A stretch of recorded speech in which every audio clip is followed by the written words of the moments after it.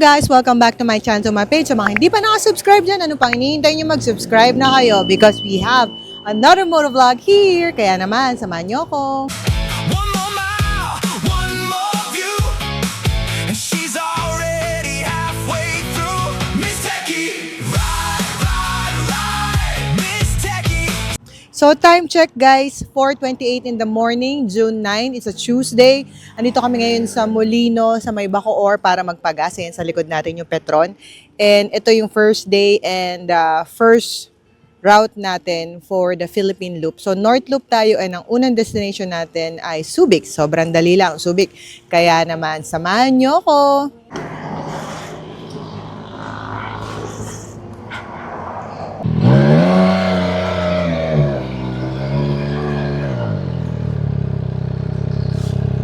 May parating?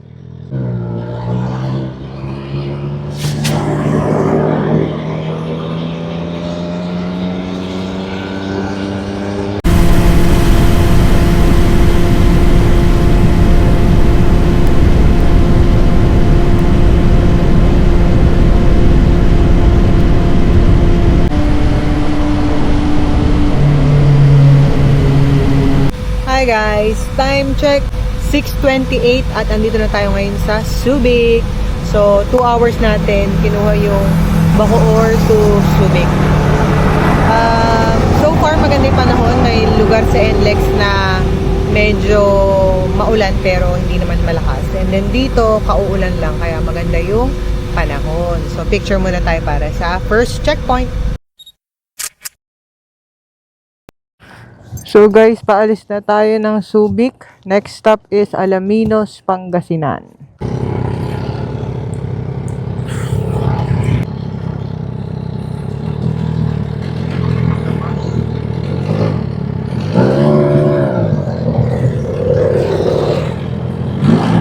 Ay, nagbabike.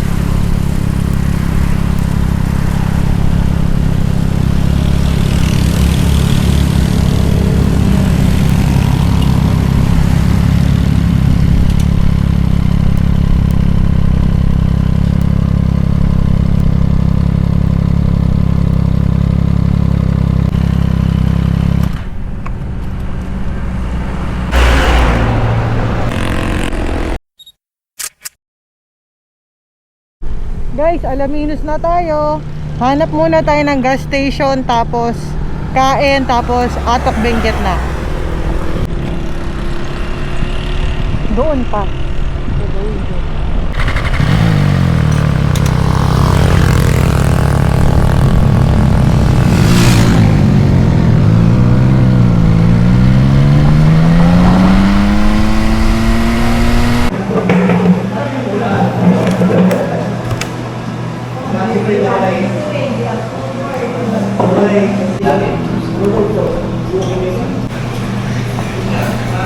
Isang Portosino, isang liempo inasal. A few moments later. Guys, ito yung pagkain namin. Konti ng tosino, grabe, malaki pa yung ano, yung itlog.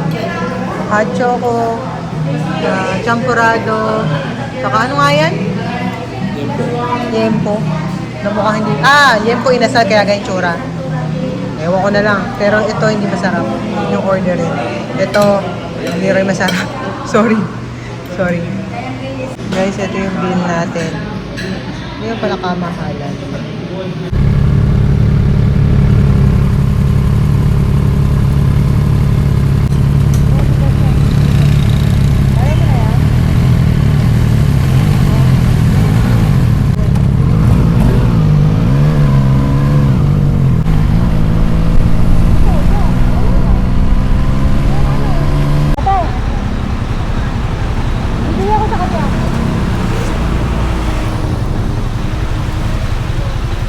Magka-color mo pa?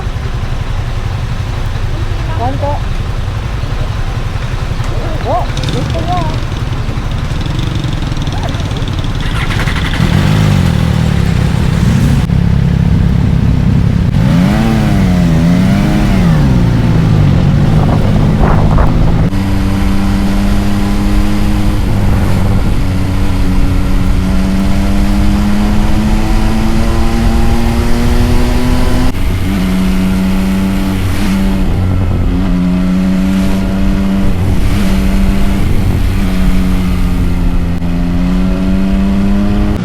Highest point. Pwede ba rito?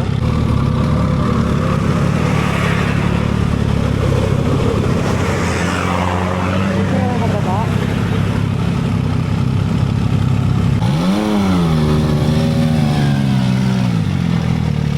Patay. Kailan mo? Guys, andito na tayo sa highest point. Last checkpoint natin for today.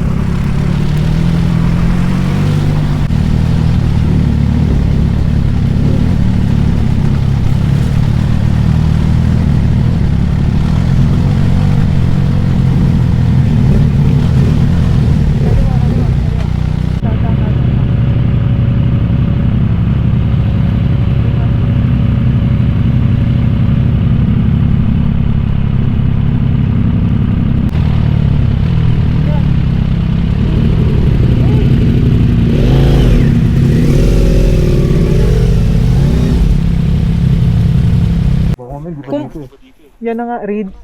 Kung pwede nga doon na lang tayo. Oo. Hindi ba may iba siyang bahay na Hindi, dyan eh. Good afternoon po. Nag-message po ako sa Facebook. For tonight po hanggang bukas lang. Hi guys! So, 7 na ng gabi. Pero dumating kami dito sa highest point sa Atok ng around 5:30 ng hapon. Very nice kasi hindi pa sobrang dilim. But at the same time, sobrang fog. As in, wala ka nang makita sa kalsada and medyo may mist or may ambon. So far, okay naman naging biyahe namin, maingat naman. And pagdating namin dun sa highest point or second highest point para mag-picture para sa last checkpoint for today, wala na talaga makita. So after that, a few minutes away, itong bahay na to, dito kami mag-i-stay for tonight. Riddle View House. Lalagay ko yung pangalan nitong house na to. So pwede mo siyang i-rent per room. Kami, isang room lang. And pwede ring maramihan. So buong bahay siya.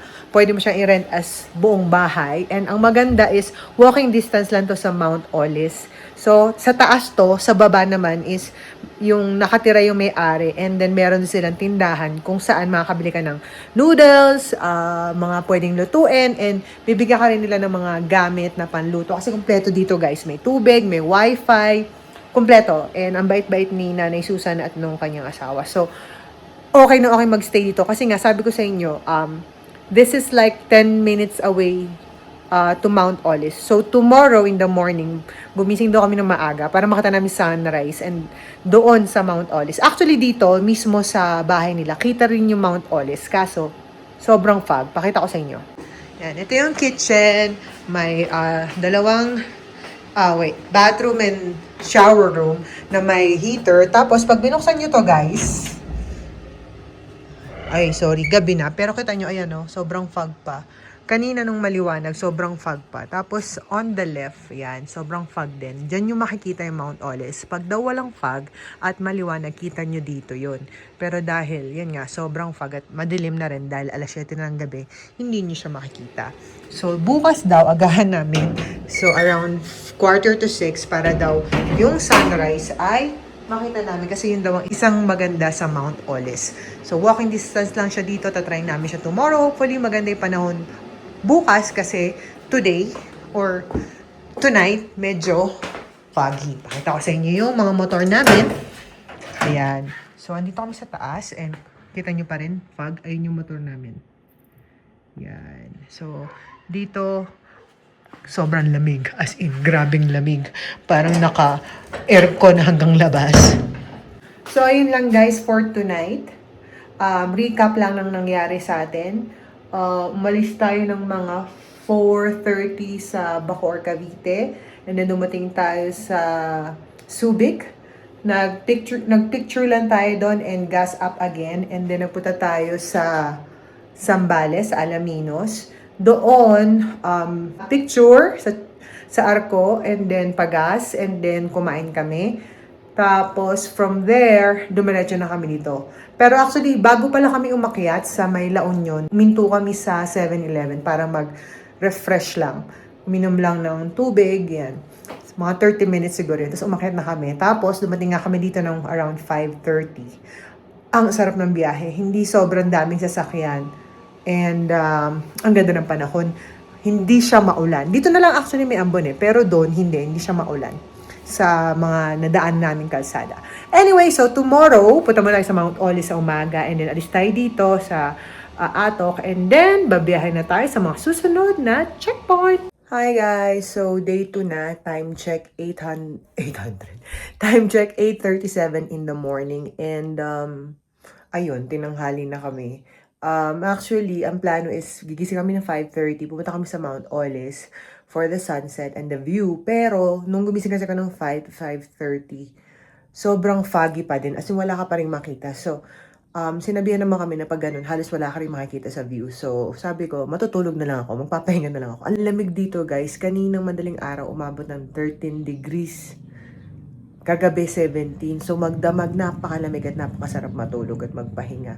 So ayun, hindi nga kami nakakapunta sa Mount Olis at tinanghali na nga kami at 8:37 na pero dito na kami. Pero naka-ayos na kami. So anytime soon aalis na rin kami. Pero bago yan, papakita ko sa inyo yung view ngayon. Kasi ngayong 8:37, wala na ganong fog. Medyo maliwanag na pero wala pa rin ako nakikitang araw. So, papakita ko sa inyo yung view kasi napakaganda dito sa paligid na to. So guys, yung motor namin, ayan. At kung makikita nyo, ayan yung view dito sa bandang likod. Papakita ko sa inyo ibang parts kasi ang ganda. Dito guys sa bandang harap na may balcony. Dito muna tayo sa kanan. Kagabi, wala tayong makita dito. Puro fog lang, di ba? So, ito. Bandang gilid naman. Again, ayun yung motor natin. Kita nyo ba? Yun. At ito yung bandang likod. Grabe, ganda, di ba? Tapos, ayan. Oh. Tapos sabi, sa banda dito daw yung Mount Olis. Just not sure. Pero nag-drone tayo para magka-idea tayo kasi hindi tayo makapunta ngayon doon. Kailangan na natin umalis. Ang biyahe natin today ay Ilocos Norte and then Apari. Yung kaya pa namin, punta pa kami to Tuguegarao. Pero kung hindi, hihinto na kami sa Apari. Ang daming ano dito. Taniman. Siguro may gulay dito. Halaman. Ganda, no? What a view. Lalo na dun, no? Wait, ayos tayo ng pwesto. Yun, no? Diba? Ganda.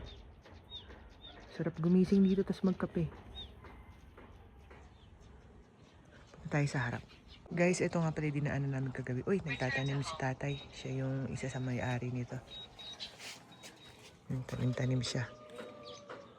Anyway, so ayan o, ayan yung dinaanan namin. Pero kahapon, hindi namin makita halos yung kalsada kasi foggy.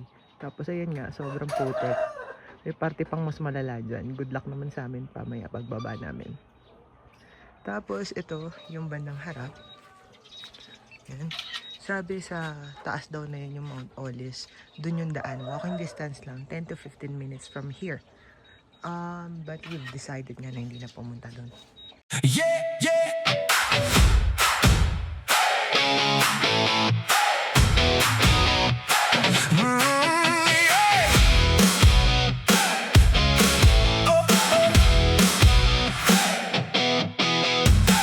Miss Techie, leather and grace, big bike smile, wind on her face. MV Agusta, she leans and flies. Ducati, thunder in her eyes. Every road calls her name. Every town she starts to flame. One more mile, one more view, and she's already halfway through. Miss Techie, ride, ride, ride. Miss Techie, side by side, different places, open wide. Miss Techie, ride, ride, ride. Miss Techie, ride. Miss Techie, ride. With her riding groups in line, one behind and one beside, laughing through the morning rain, leaving dust on every lane. Every road calls her name. Every town she starts to flame. One more mile, one more view, and she's already halfway through. Miss Techie, ride, ride, ride. Miss Techie, side by side, different places, open wide. Miss Techie, ride, ride, ride. Miss Techie, ride. Check. 9:13 in the morning and pa-ride out na kami from Atok Benguet to Ilocos Norte.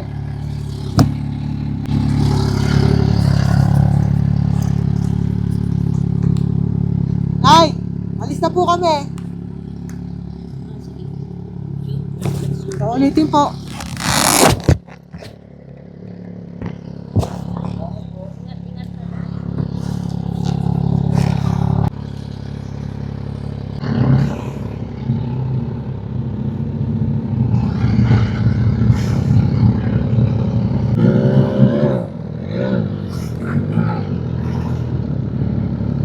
Malayo ako konti sa'yo.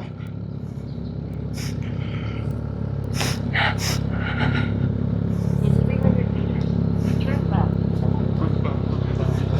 300 meters, turn left.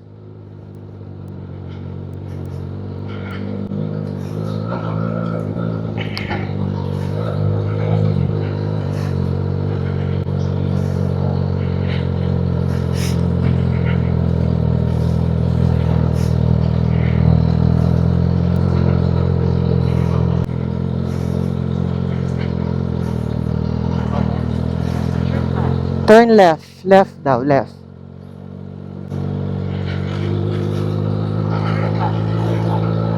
Ha?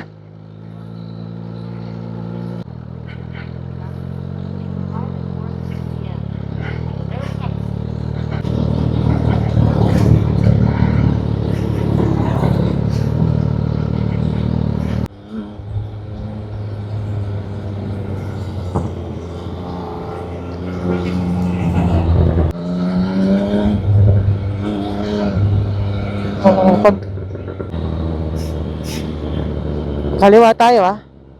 Clear? Sige. Ay, ako pala mauna. Thank you, Lord. OMG. The truck. Nahan ko na.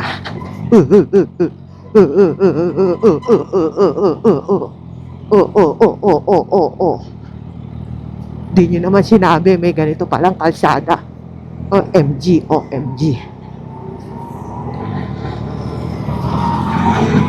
Ay, parang dito nga tayo dumaan pa. Tama ba?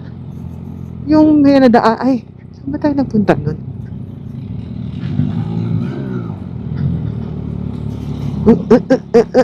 Bumpy, bumpy road. Bumpy, bumpy road. Ayun o, ang bata. Bigyan ko si Kuya.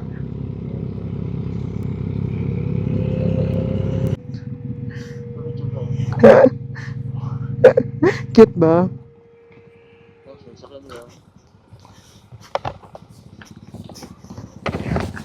Hi!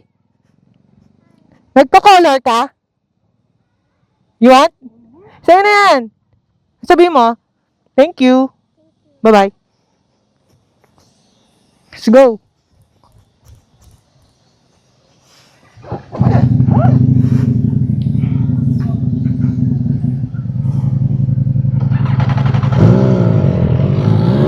May tricycle. Hi!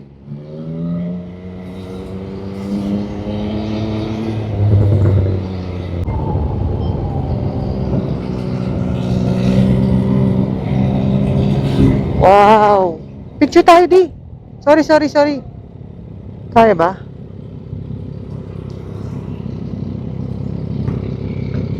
Wait.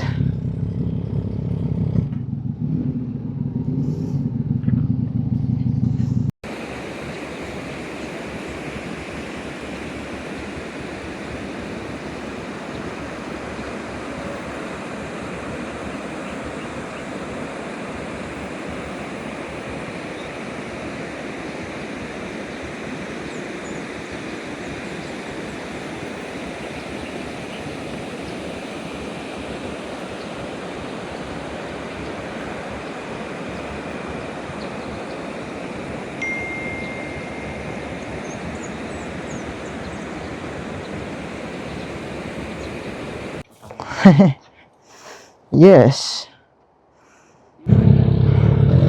Sino? Motor mo?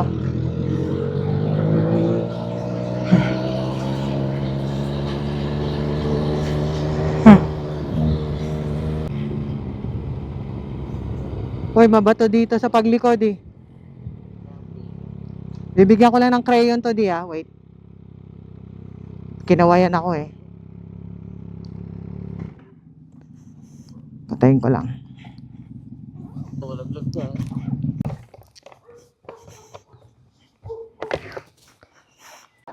Hi! Hey! Oh, bibigay ako sa'yo. Hello po. Namimigay po ako ng crayons. Nahihiya ata siya. Naka-helmet kasi ko eh. Bye-bye! Bye-bye!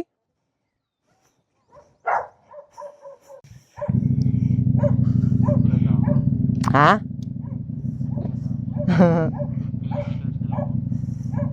Malapit na. 8 kilometers yung ano.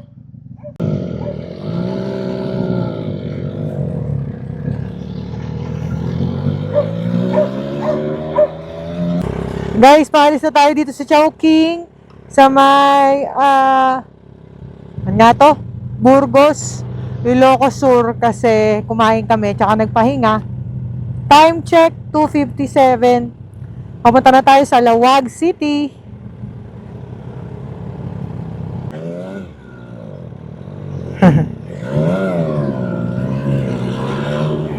O, diba?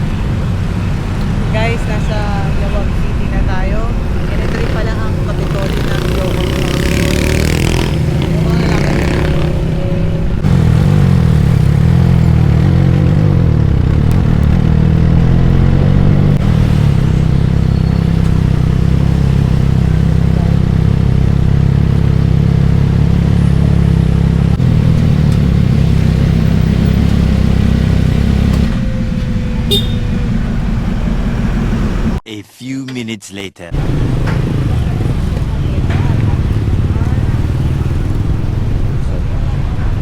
Marami sila. Dalawa lang kayo? Opo.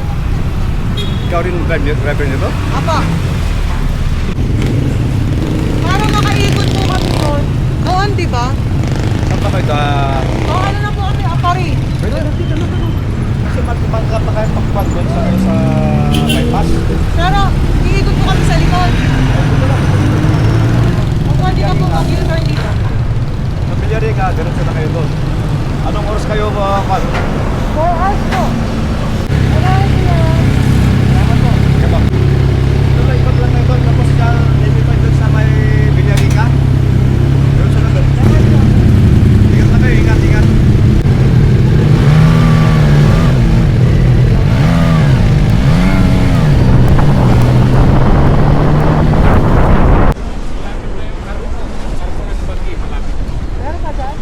Yung arko.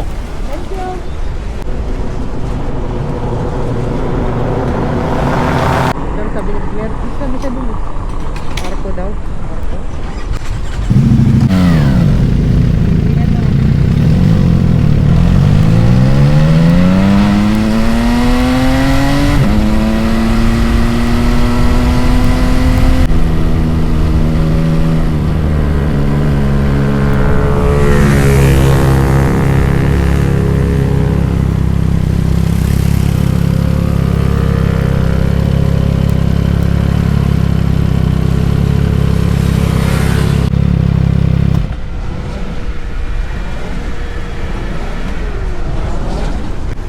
Kahapon, Subic, Pangasinan, Atok. Tapos kanina, Atok. Tapos Ilocos Norte, no? Lagi kami dumadaan dito na motor pero gabi, kaya di namin nakikita. Saan ka di?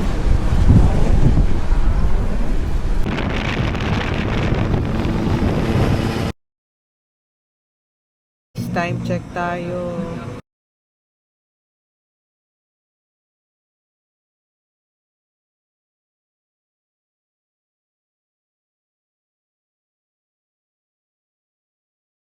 Two 2,000 years later. Hello guys! Day 3 na tayo ng ating North Loop for the Philippine Loop. And andito tayo ngayon sa Hotel Dian sa may Apari. So kagabi dumating tayo dito around 9 if I'm not mistaken. And then kumain tayo, natulog. Tinanghali naman ng gising katulad kahapon sa Atok. So almost same yung ating alis. Katulad sa alis natin kahapon sa Atok. Ang ating destination initially is Baler. Yun na yung huling checkpoint for the North Loop. Pero baka daan ako yung kapatid ko sa bandang Isabela. Hi, hello lang. Yung mabilisan lang. Para din makauwi din kami agad sa Cavite. But anyway, thank you so much nga pala Hotel Dian. Kaya Miss Dian as well. Kasi merong discount ang mga loopers dito sa hotel na to. So kung gusto niyo maka-discount, dito kayo mag-check-in. Anyway, so far so good. Day 3 na tayo. Nakakapagod lang yung mga parts na mahabang twisties. Kasi mas ma-effort ka din kaysa doon sa mga diretso lang. So pag diretso, walang problema sa akin. Pag mga twisties, although masarap mag-twisties talaga, syempre mas nakakapagod siya sa kamay, sa braso, sa katawan, diba? And mas mabagal yung takbuhan kumpara sa mga diretso. So far na enjoy naman natin ang ating loop. Ang isa sa mga nagustuhan ko, ipopost ko sa Facebook yung picture na to. Kasi sa dalas ko dito, sa Boss Ironman namin noon, sa 2 beses na recon namin ng Boss Ironman ay hindi ko nakikita yung windmill. So first time ko nakita siya kahapon. Kasi usually pag dumada kami doon gabi na, hindi ko sila nakita kahapon. Nakita ko sila in action at nakapagpa-picture din. Anyway, meron pa tayong 2 crayons for today. Kahapon nabigay na sa 2 bata. And today another 2. So hopefully makakita tayo ng pagbibigyan. And alis na rin kami dito para makapabiyahin na rin kami. Sige.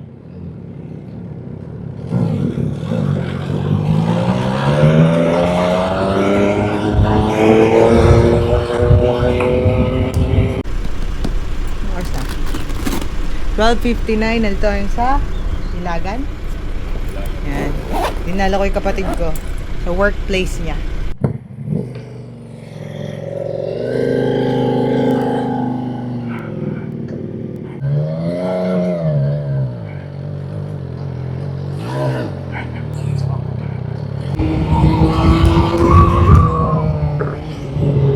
Meron. Sticker daw. Sige, mauna ka na.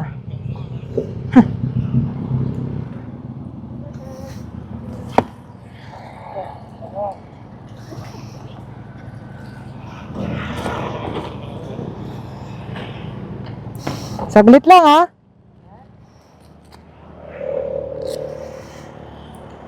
Tiga rito ka kuya. Ito. Balaklava. Ingat. Bye bye. Baler pa kami eh. Bye bye.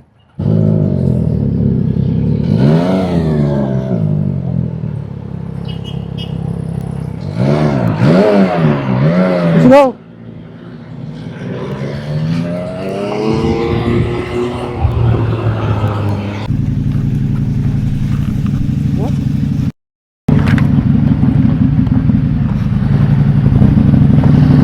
Si bata. Ayun oh. Hi! Hi! Nagkakayan ka? Caller ka ah. Ay. Salamat. Bye-bye. Oh, bye-bye na. Bye-bye.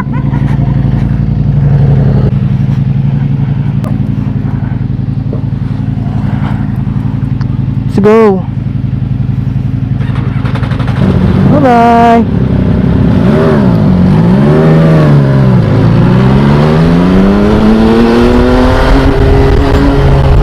Hi guys! Time check 5:19, third day. Andito tayo ngayon sa Kasiguran Road at papakita ko sa inyo kung gaano kaganda rito. Sorry guys, Quirino Road pala to, hindi Kasiguran. Look at that view. Di ba? At ang hangin, ang sarap magstay. Tingnan niyo yung view na yan guys. Grabe. Both sides yan. Pati doon, maganda yung view. May tricycle.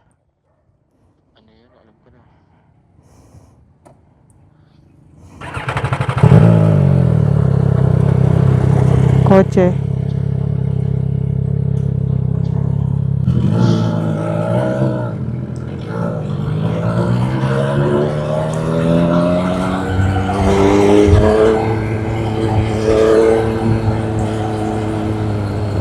Yun no?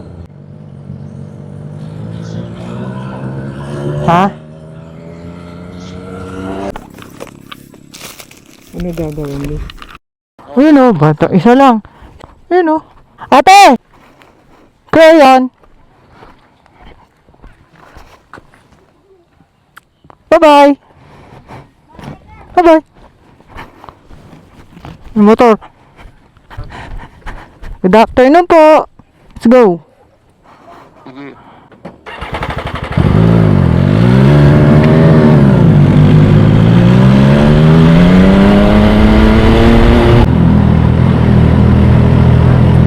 You have arrived, pero wala namang signage dito. Ah, doon ang municipal hall. Gusto mo sa municipal hall?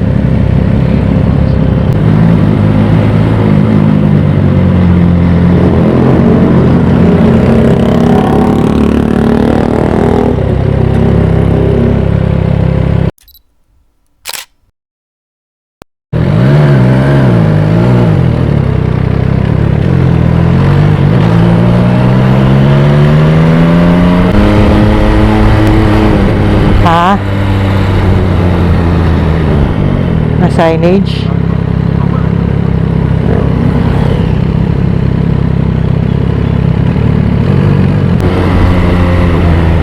Yata. Saan yung kubli?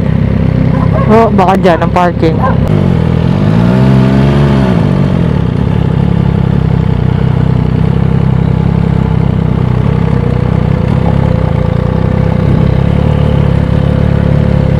Friction, pork sinigang, pasta. Yan, kakain na kami. Guys, nandito kami sa Kubli. Yan, dito kami kakain. May tsura ko. So, time check, it's 7:51 na ng gabi, June 10? Ay, June 11 na pala. So, eto na, nakarating kami sa Baler. At kakain muna kami. And then, tayong konti. Tapos uwi na kami sa Cavite. Maya-maya pag nakakain ako, magre-recap tayo sa mga nangyari. One eternity later. Hi guys! So, magre-recap lang ako sa nangyaring North Loop. Actually, today is a Saturday, June 13. Nakauwi kami madaling araw na 1 a.m. ng June 12 kasi umalis kami sa Baler Thursday night eh. So, kung kailan malapit sa Cavite, tsaka pa kami na traffic dito sa may Bacoor traffic. Anyway, going back, ilan sa mga gusto kong banggitin is, of course, may magtatanong dyan, magkano nagastos nyo, ganyan.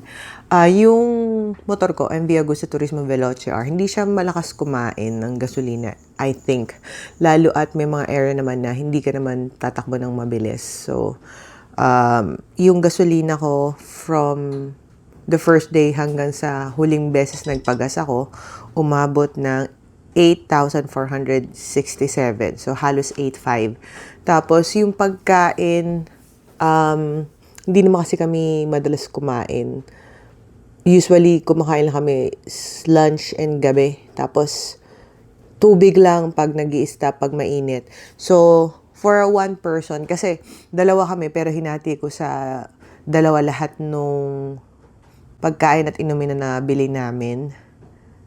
Pero yung gasolina akin lang yun. Yung sa pagkain, umabot lang siya ng 2,525. So, yung kinainan namin parang 2 restaurant, isang Chowking, dun sa Atok nung gabi, nag-noodles lang kami. So, hindi naman kami nakapag-explore sa matitinding restaurant talaga. Sakto lang. So, I think yung 2,500 for 3 days na to 3 days, 2 nights. I think mura na yun for one person. Pagdating sa accommodation, yung unang gabi sa Atok, 1,500 lang yun eh. For 2 na yun. So, divided into 2, 750 lang. For the second night sa Hotel Dian sa Apari, 2,400 yun, less 10% pag looper ka, divided by 2 pa. So, inabot lang ng 1,980 yung accommodation ko for 2 nights. Not bad, diba? Tapos, pagdating naman sa toll fees, dahil dumaan kami sa expressway, umabot, ito, parang ginugol ko lang yung mga rates kasi hindi mo naman outright makukuha yung resibo. Sa 1,980, kung tama yung mga nakuha kong rates. Ano na yon, balikan na yon sa lahat ng dinaanan namin. So, ang total ng aking gastos sa North Loop is around 15,000, 14,000 plus. Around 15,000 yung round off. So,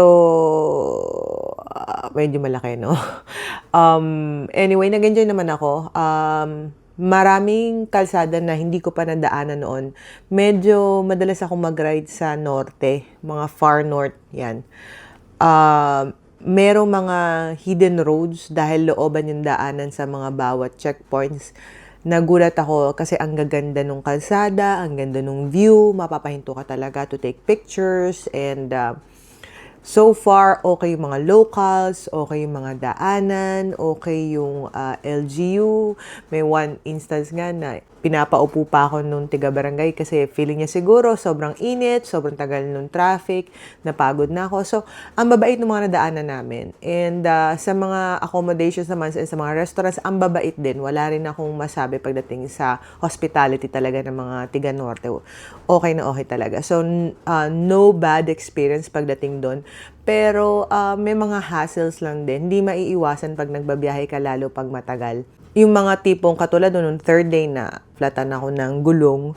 Na-flat ako dahil merong napasok na ganito kalaking pako dun sa motor ko. Buti na lang, dun sa gulong ng motor ko, buti na lang may malapit na vulcanizing shop. So, na-delayed lang kami siguro mga almost 2 hours, ganyan.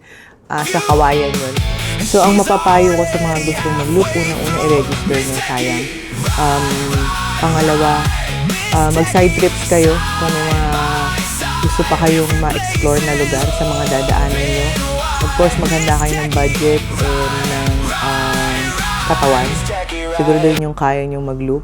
Handa nyo rin yung mga motor nyo or mga sasakyan nyo. And be respectful sa mga locals. Explore nyo yung mga local restaurants and accommodations.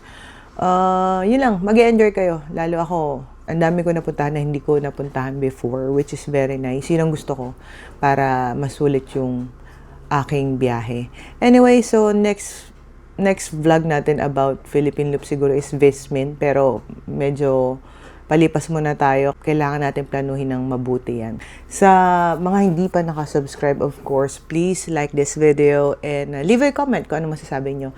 And don't forget to subscribe. Also, please follow me on TikTok, Facebook, and Instagram kasi mas mabilis yung updates natin doon. Post ng pictures and short videos. So, kung gusto nyo mag-updated sa mga nangyari sa atin, please follow me there. And I hope to see you guys again on my next vlog. Bye-bye mga kateki!